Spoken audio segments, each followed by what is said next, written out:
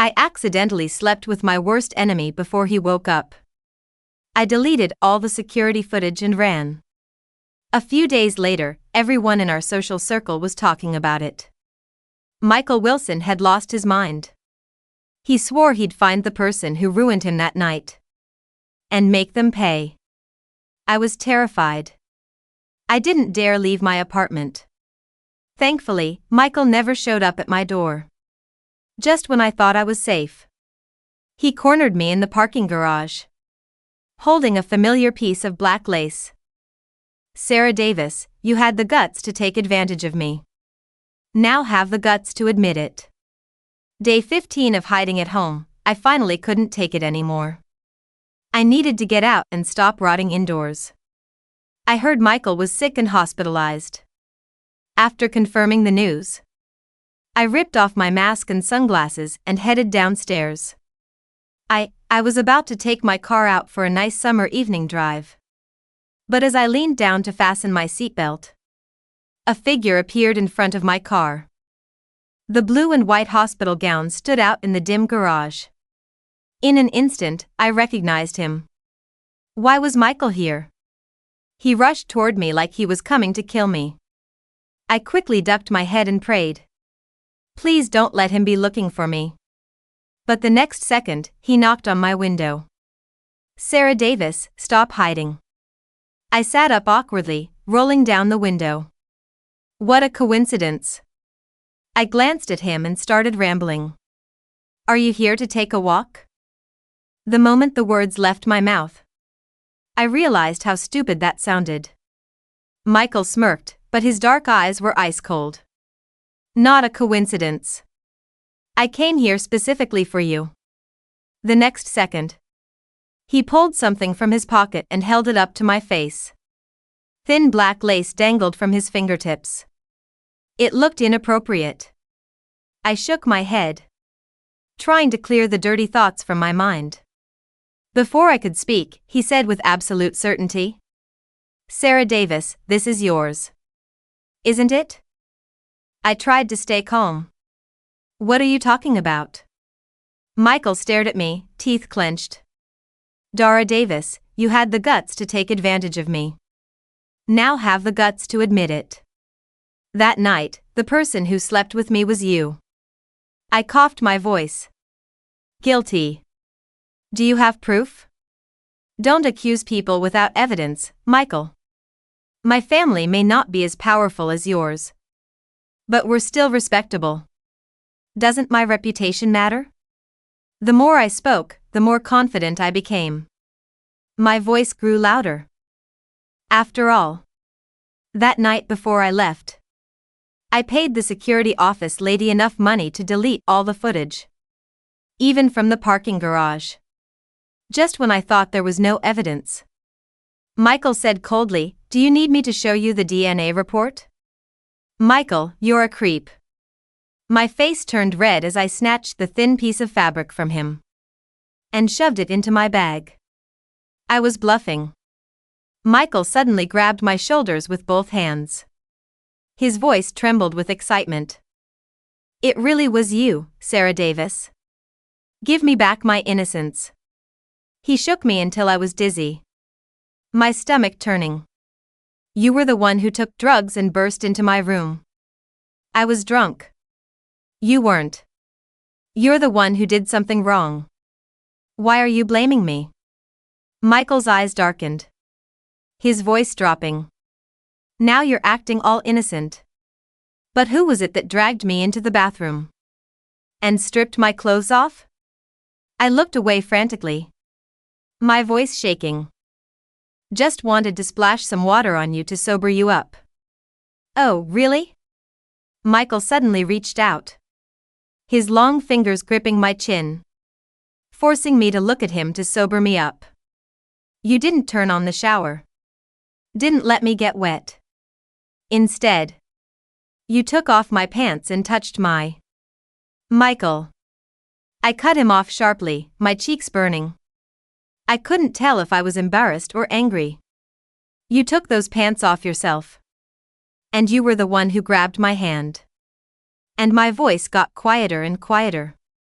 Guilty. Michael leaned in, his warm breath brushing my face. Sarah Davis, you're a liar.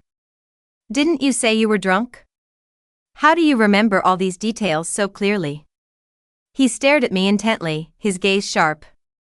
Seeing right through me. You've obviously been wanting me for a long time. You took advantage of my vulnerable state. My heart was pounding so hard. It felt like it would burst out of my chest. I pushed against him. Stop being so full of yourself. I told you I was drunk. I wasn't thinking straight. I thought you were. Thought you were. I used all my strength but couldn't push Michael away. Instead, he pinned my hands down. Thought I was what? Sarah Davis. Say it. Michael's voice was dangerous. I coughed unnaturally, my tone vague. You know what my position is like. People are always trying to get close to me. I thought you were some business partner sent to please me. Ah. Michael laughed coldly and let me go. Miss Davis, all these years. You've really been enjoying the company of so many people. I rubbed my wrists, stubbornly responding. Can't help it. With my family background. It's unavoidable. Michael stepped back. Looking devastated. All these years I've been studying abroad. I've always kept myself pure. And the moment I come back, you. He tugged at his collar, his voice breaking. Took advantage of me. Sarah Davis. You need to give me an explanation. Michael stared at me pitifully. His eyes were red, his collar messy. He looked like an abandoned puppy. The next second, the puppy died. No, wait. Michael collapsed. I rushed out of the car. Seeing him curled up on the ground. His face pale. What's wrong with you? I was panicking. My hands shaking as I dialed emergency services. Michael spoke weakly. Don't worry. I won't die. I just need to rest for a bit. Seeing his condition, I had to take him upstairs to rest. Are you sure you don't need to go to the hospital? After refusing my suggestion, Michael quickly fell asleep. Only then did I notice he'd lost weight. There were dark circles under his eyes. He was still wearing his hospital gown. He must have snuck out of the hospital. I wanted to call my best friend to ask why Michael was hospitalized. But after dialing, I thought better of it. I swallowed my original question and made up a random topic instead. Sarah Davis, you're really obvious when you lie. My friend's lazy voice came through the phone. Are you hiding something from me? Why are these men all so smart? Just kidding, he chuckled. Usually we just gossip. It's rare for you to check on me. Tell me what's up. I'm in a good mood today. Even if I have to drop this $80,000 deal. I'll help you if it's urgent. I hesitated, then tested the waters. I have a friend. Well, she accidentally slept with her worst enemy. Someone who rejected her years ago. And they've been fighting ever since. Afterward, she ran away. Now he's found her and wants an explanation. What should she do? A meaningful "oh" came from the other end.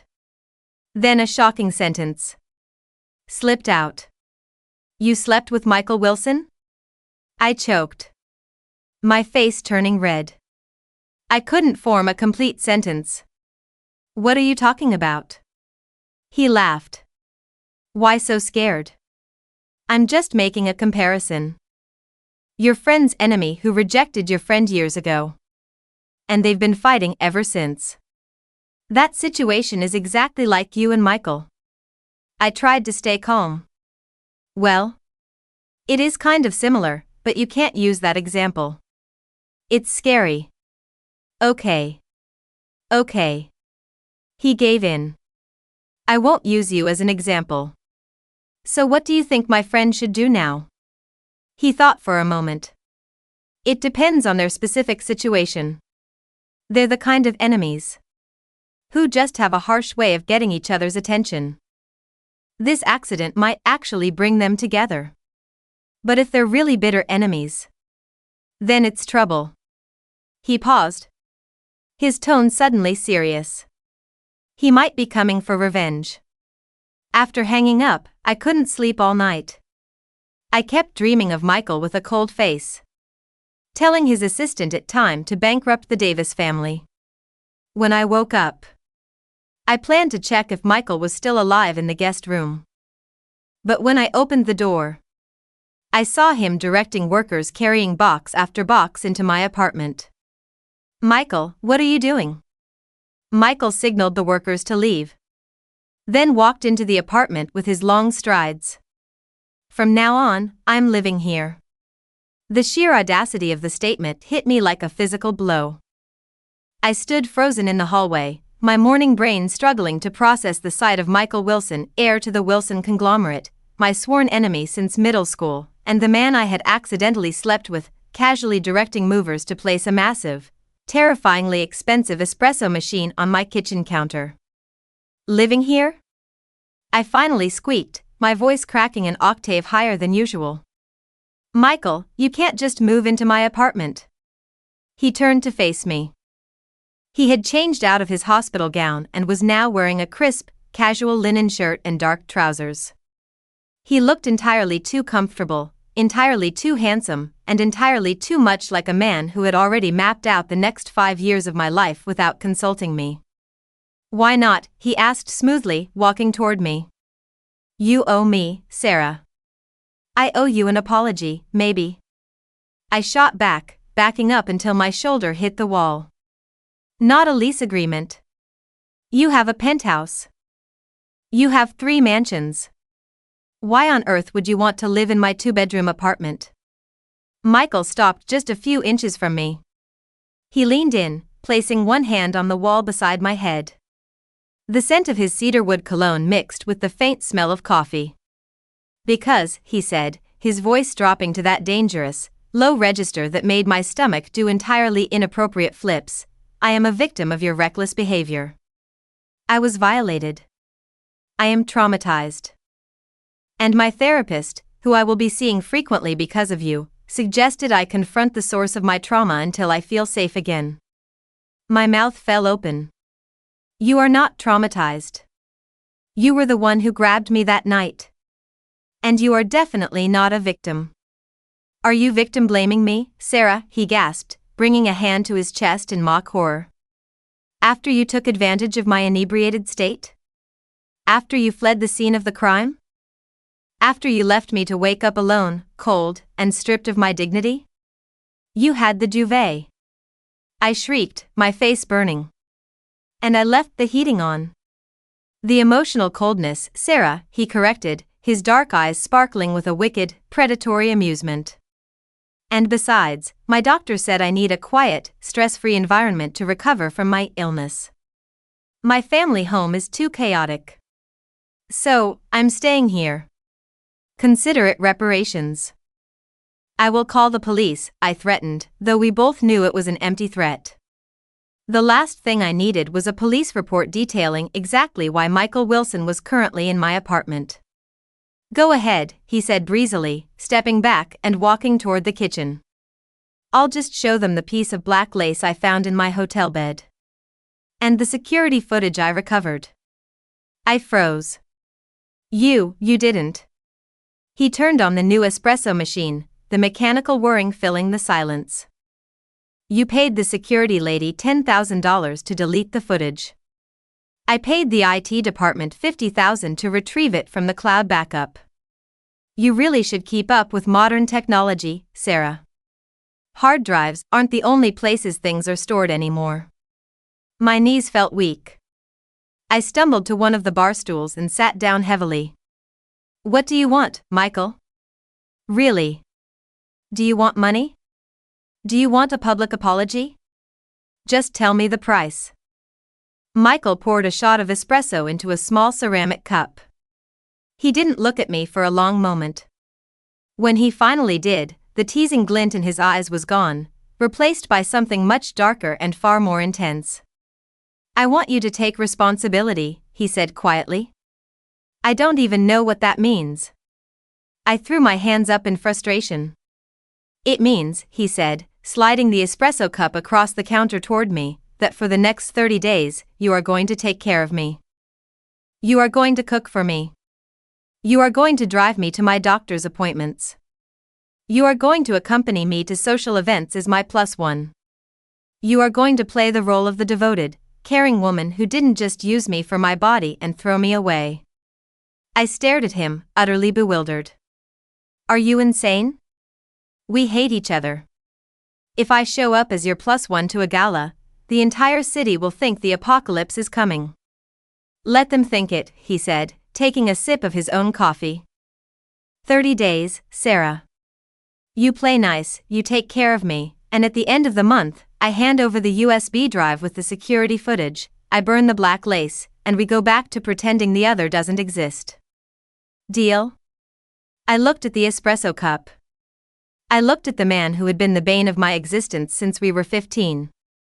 He had pushed me into a pool at my sweet 16.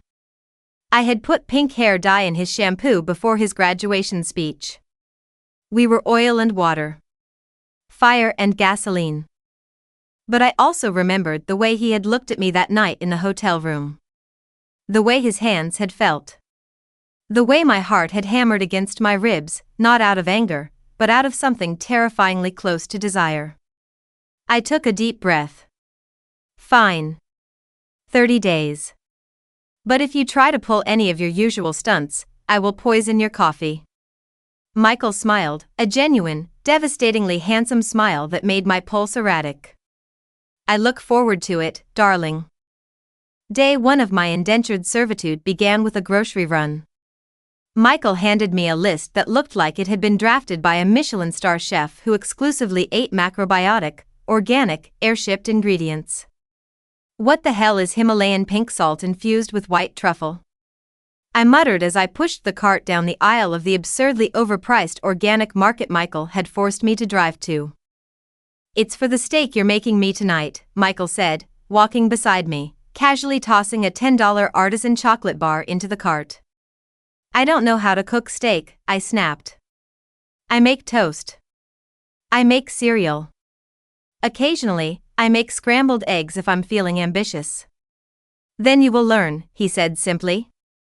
"I am a recovering invalid, Sarah. I need protein." "You looked pretty strong when you pinned me to the steering wheel yesterday," I muttered under my breath. Michael stopped in the middle of the aisle. He turned to me, his eyes dark and heated.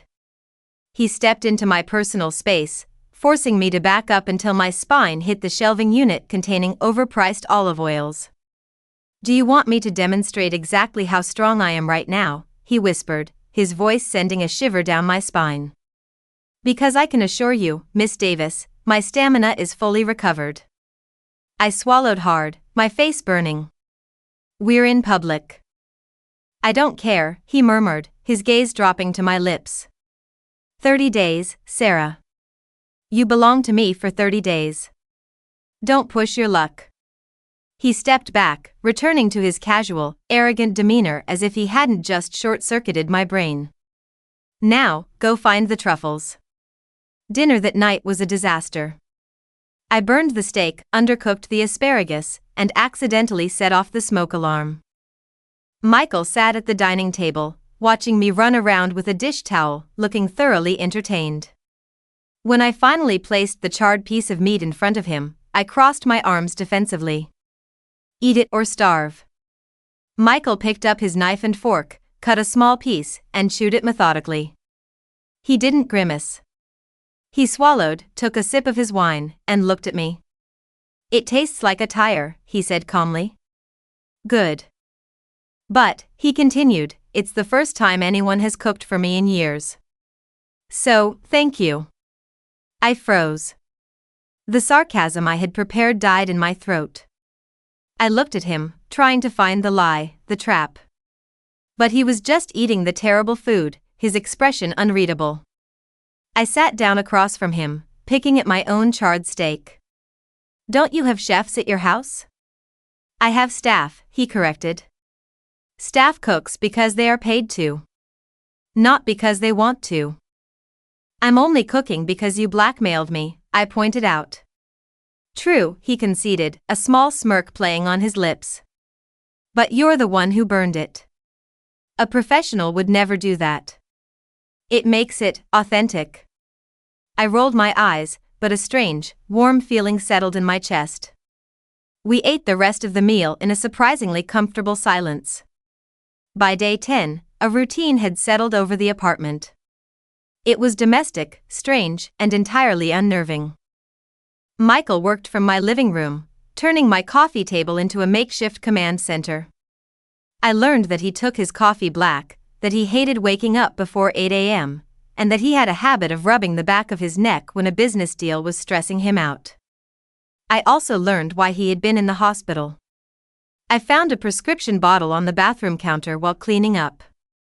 The label indicated heavy-duty ulcer medication, the kind prescribed for severe, stress-induced gastric bleeding. That afternoon, while he was on a conference call, I made a mild, ginger-infused chicken broth. When he finished his call, looking pale and exhausted, I set the bowl in front of him. He looked at the broth, then up at me. "What's this?" "You have an ulcer," I said, sitting on the opposite end of the couch. "You didn't tell me." Michael leaned back, sighing. "It's nothing. Just stress." "Gastric bleeding isn't nothing, Michael. You passed out in a parking garage." "I didn't pass out," he defended defensively. "I had a momentary lapse in equilibrium." "You collapsed like a dramatic Victorian heroine," I countered. "Why didn't you tell me?" "I've been feeding you steak and spicy food for a week." "Because," he said, his voice quiet, "I didn't want you to look at me like a patient. I wanted you to look at me like a man." The air in the room suddenly felt very thick. I looked away, my heart doing that erratic drumming again. "Eat your soup, Michael." He ate it in silence. When he finished, he set the bowl down and moved across the couch, closing the distance between us. He reached out, his long fingers gently brushing a strand of hair behind my ear. "Sarah," he murmured, his thumb tracing the line of my jaw. "Why did you run that morning?" I swallowed hard, my eyes locked on his. Because we're enemies. Because I thought it was a mistake. I thought you would hate me." "I have never hated you," he said, the admission hitting me like a freight train. "I've been angry with you. I've been frustrated by you. But I have never, not for one single day since we were 15, hated you." He leaned in, his lips hovering mere inches from mine. "I ran into that hotel room that night because I was looking for you. I was drunk, yes. But I knew exactly whose room I was in. And I knew exactly who I was touching." My breath hitched. You knew?" "Of course I knew," he whispered, pressing his forehead against mine.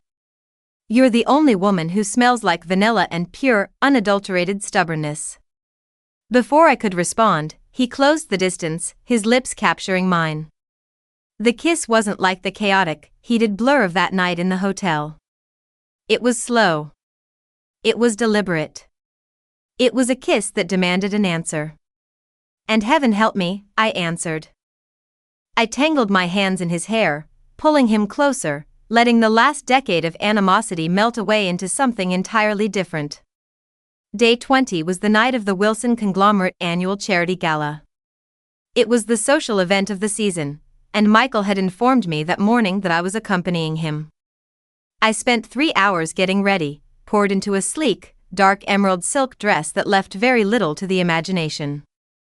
When I walked into the living room, Michael was already in his tuxedo. He stopped mid-sentence on his phone, his jaw literally dropping as he took me in. He hung up without saying goodbye to whoever was on the other end. "You look," he breathed, walking toward me, his eyes dark with possession. "You look dangerous." "You told me to play the part of the devoted woman," I said, a teasing smile playing on my lips. "I decided to aim for devastating." "Mission accomplished," he murmured, pressing a hot kiss to the side of my neck, making me shiver. Let's go. And Sarah? Yes? Stay close to me tonight. The moment we walked into the ballroom of the Plaza Hotel, the music seemed to stop. Hundreds of heads turned. Whispers erupted like a wildfire. Is that Michael Wilson? Who is he with? Is that Sarah Davis? I thought they hated each other. I heard she threw a drink in his face last year. Michael ignored them all. He placed a firm, protective hand on the small of my back and guided me through the crowd, nodding politely to business associates but never stopping. We made our way to the VIP section, where Michael's parents were holding court. Richard Wilson, Michael's father, was a formidable man with cold eyes. He stopped mid-conversation when he saw us approaching. His gaze swept over me, lingering with clear disdain. Michael, his father said, his voice clipping. I see you've brought a guest. A Davis, no less. Father, Michael said evenly, his grip on my waist tightening slightly. You remember Sarah? Vividly, Richard sneered. I also remember her father's company nearly going bankrupt last quarter. Are we doing charity work before the auction begins, Michael? I stiffened, the old defensive anger flaring up. But before I could open my mouth, Michael stepped slightly in front of me. Sarah's father is restructuring his assets, which is none of your concern, Michael said, his voice dropping to a low, icy register I had never heard before. And Sarah is not a guest. She is my partner. You will speak to her with the respect she deserves, or we will leave, and I will take my 30% voting shares with me. Richard's face turned purple. The surrounding socialites suddenly found the ceiling very interesting. You would threaten your own family over a fling? Richard hissed. She isn't a fling, Michael said simply. He turned to me, offering his arm. Excuse us. I need to get Sarah a drink. He guided me away, the tension rolling off him in waves. When we reached a quiet balcony overlooking the city, I finally exhaled. You didn't have to do that, I said quietly. I'm used to your father being a jerk. Michael turned to me, his expression fiercely protective. No one disrespects you in front of me, Sarah. Not my father. Not anyone. I looked at him, the weight of the last 20 days crashing down on me. The fake relationship, the blackmail, the banter, none of it felt fake anymore. I was terrified. Michael, I whispered, stepping closer to him. What happens on day 31? He reached out, cupping my face in his hands. The city lights reflected in his dark eyes. Day 31, he said softly, is the day I ask you to move into my penthouse permanently. It's the day I stop blackmailing you and start begging you to stay. My heart soared, a bright, dizzying feeling flooding my chest. I leaned up, pressing my lips to his, letting him know my answer without saying a word. But as we pulled apart, the balcony doors swung open. Well, a slick, oily voice drawled. If it isn't the happy couple. I turned. Standing in the doorway was Julian Vance. Julian was a rival developer, a man whose reputation was as filthy as his money. He had tried to date me a few years ago, and when I publicly rejected him, he had made it his personal mission to ruin my father's business. Michael immediately stepped in front of me. Vance. Get out. Julian smirked, taking a sip from his champagne flute. Relax, Wilson. I'm just here to offer my congratulations. It's truly a beautiful love story. Enemies to lovers. Very cinematic. Julian took a step closer, his eyes locked onto mine. Though I do wonder, Sarah. Does your devoted boyfriend know why you really slept with him that night? My blood turned to ice.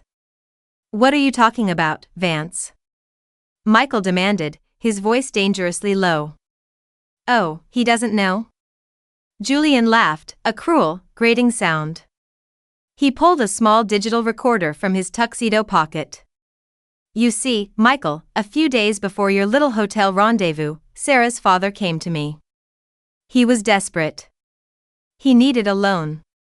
I told him I'd give it to him if he could secure the Wilson conglomerate's bid on the harbor project. Shut up, I breathed, my hands shaking. Julian, stop. But how could little Sarah Davis get the great Michael Wilson to hand over the harbor project? Julian continued, ignoring me. She couldn't ask nicely. You hated her. So, she formulated a plan. Get the golden boy drunk. Get him into bed. Take some compromising photos, and use them to blackmail him into giving up the bid. That's a lie. I screamed, stepping out from behind Michael. That is a complete lie. Is it? Julian pressed a button on the recorder. My father's voice, strained and exhausted, filled the air. Sarah, you have to do this. Michael Wilson will be at the gala at the Grand Hotel. Just get him alone. Julian says if you get the photos, he'll back off. He'll give us the money. Please, sweetie. It's the only way to save the company. And then, my own voice, sounding hollow and defeated. Fine, Dad. I'll do it. I'll go to his room. Julian clicked the recorder off. The silence on the balcony was deafening. I couldn't breathe. I couldn't think. I looked at Michael. His face was a mask of pure, unadulterated devastation. The warmth, the protectiveness, the love that had been there mere moments ago was gone, replaced by a cold, hollow emptiness. Michael, I choked out, reaching for him. Michael, please listen to me. He stepped back, avoiding my touch as if I were toxic. You didn't do it, Michael said, his voice flat, devoid of all emotion. You didn't take the photos. That's why Julian is here. Because you failed his mission. I couldn't do it. I cried, tears spilling over my cheeks. I went to the room, yes. But when I saw you, when you pulled me in, I couldn't do it. I deleted the footage and ran because I was ashamed. I was ashamed that I had even considered doing something so vile to you. And then I realized I had feelings for you. I didn't want to ruin you, Michael. I swear to God. But you went, he whispered, the betrayal echoing in every syllable. You walked into that room with the intention of destroying me. Michael, please. 30 days, Michael said, his voice cracking. He looked at me with eyes that were completely dead. You played the part perfectly, Sarah. You really had me convinced. He turned on his heel and walked back into the ballroom. Michael. I screamed, trying to follow him, but Julian grabbed my arm, yanking me back. Let him go, sweetheart, Julian sneered. You lost. Your daddy's company is mine. I turned, my vision swimming with tears, and slapped Julian across the face with everything I had. The crack echoed loudly. He stumbled back, holding his cheek. You disgust me, I hissed, my voice shaking with pure rage. You will never have my father's company. I will burn it to the ground myself before I let you touch it. I ran out of the hotel, not waiting for my coat, not waiting for my car. I hailed a cab and cried the entire way home. When I walked into my apartment, it was empty. Michael's laptop was gone. His espresso machine was gone. His clothes were gone. On the kitchen counter sat a small manila envelope. I opened it with shaking hands. Inside was the USB drive with the security footage. And the piece of black lace. Attached was a single sticky note, written in his elegant scrawl. Contract fulfilled. Goodbye, Sarah. The next 2 weeks were a blur of absolute misery. I barely ate. I barely slept. I ignored my friends' calls. My father's company officially filed for bankruptcy, Julian Vance having pulled his final strings. My father called me, crying, apologizing for asking me to do something so terrible. I forgave him, because he was desperate, and because I had already lost the only thing that mattered to me. I saw Michael's face everywhere. On the news, in the financial papers, in the magazines. He looked colder, sharper, more ruthless than ever. The media reported that he was consolidating his power, taking over smaller firms with brutal efficiency. He was back to being the Michael Wilson everyone feared. On day 45, 15 days after he left my apartment, I finally dragged myself out of bed. I needed groceries. I needed to act like a human being. I put on a pair of sunglasses and a trench coat and walked to the local coffee shop. As I stood in line, staring blankly at the pastry case, the bell above the door chimed. I didn't turn around. I didn't care. Until a voice spoke right behind me. "I'll take a black coffee. And whatever the lady is having." I froze. The voice was a physical shock to my system. I turned slowly, my heart hammering against my ribs. Michael was standing there. He was wearing a sharp, tailored charcoal suit. He looked exhausted. The dark circles were back under his eyes. "Michael," I breathed. He paid the barista, took the 2 cups of coffee, and gestured to a small table in the corner. "Sit with me." I followed him numbly. We sat down. The silence stretched between us, thick and heavy. "I bought Vance's firm," Michael said abruptly. I blinked. "What?" "I initiated a hostile takeover of Julian Vance's real estate firm," Michael repeated, his dark eyes locked on mine. "It took me 2 weeks of negotiating, leveraging, and calling in every favor I had. But I bought it. And yesterday, I fired him. He has nothing." My mouth fell open. Why would you do that?" "Because he made you cry," Michael said simply. The tears I had been holding back for 2 weeks instantly welled up. "Michael." "I listened to the rest of the tape, Sarah," he said, his voice softening, the cold mask finally breaking. "I hired a private investigator to track Julian down. I got the original recorder. I listened to the part he didn't play for me." He reached into his pocket and pulled out his phone, pressing play. My voice came through the speaker. It wasn't from the phone call with my father. It was from a voicemail I had left my father 10 minutes before I went to Michael's hotel room. "Dad, I'm outside his door. But I can't do it. I won't do it. I don't care about the company, Dad. I care about Michael. I think I've always cared about him. I can't ruin him. I'm just going to make sure he's okay, and then I'm leaving. I'm sorry, Dad. Let Julian take the company." Michael paused the recording. "You chose me," Michael whispered, reaching across the table and taking my trembling hands in his. "You chose me over your family's legacy. You chose me when I was nothing but cruel to you." "I always chose you, Michael," I sobbed, the tears falling freely now. "Even when we were kids. Even when I hated you. It was always you." He stood up, pulling me out of my chair.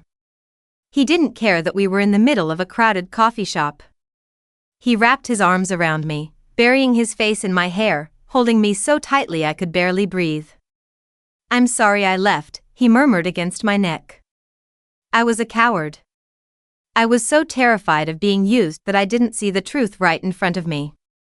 He pulled back just enough to look at my face. He wiped my tears away with his thumbs. "The 30 days are over, Sarah," he said softly. "But I have a new contract for you. It's a lifetime term. No escape clauses. And you have to put up with my ulcers, my terrible family, and my absolute, terrifying obsession with you." I let out a wet laugh, wrapping my arms around his neck.